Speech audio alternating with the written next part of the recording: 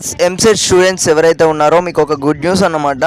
రేపే ఫలితాలు అనేవి అయితే ఉండబోతున్నాయి. దీనికి సంబంధించి కూడా పూర్తి స్థాయి సమాచారం, అలాగే బెస్ట్ ర్యాంక్స్ అనేవి ఎంత స్కోర్ చేసిన వారికి ఏ ర్యాంక్ అయితే రావడం అయితే జరుగుతుంది.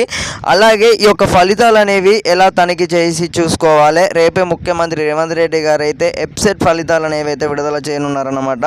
దీనికి సంబంధించి పూర్తి స్థాయిలో సమాచారం కూడా మనం టీజీ ఇన్ఫర్మేషన్కి సంబంధించి కూడా టీఎస్ ఎంసెట్ ఫలితాలు అయితే విడుదల కాబోతున్నాయి. సీఎం రేవంత్ రెడ్డి గారు అయితే ఫలితాలను ఎల్లుండి 11 గంటలకు, అంటే మనకు మొన్ననైతే ప్రెస్ నోట్ ద్వారా అయితే అఫీషియల్ కూడా కన్ఫర్మ్ చేసినట్లయితే తెలుస్తుంది.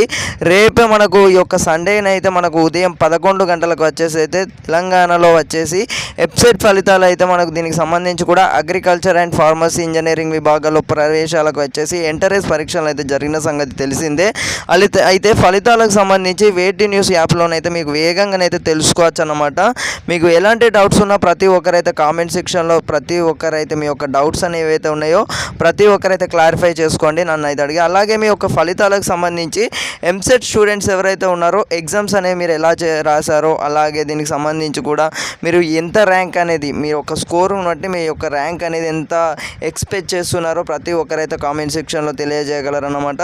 సో ప్రతి ఒక్కరైతే ఛానల్ని కొత్త వస్తున్న వారు ప్రతి ఒక్కరైతే సబ్స్క్రైబ్ అయితే చేసుకొని బెల్ నోటిఫికేషన్స్ అయితే ఆల్లో పెట్టుకున్నట్లయితే ఎంసెట్ ఫలితాలకు సంబంధించి మనకు తాజాగానైతే ఈ యొక్క ఫలితాలకు సంబంధించి కూడా బెస్ట్ ర్యాంక్స్ అయితే రావడం అయితే జరుగుతుందన్నమాట. సో పేపర్ కరెక్షన్కి సంబంధించి కూడా ఈజీగా చేసినట్లయితే తెలుస్తుంది.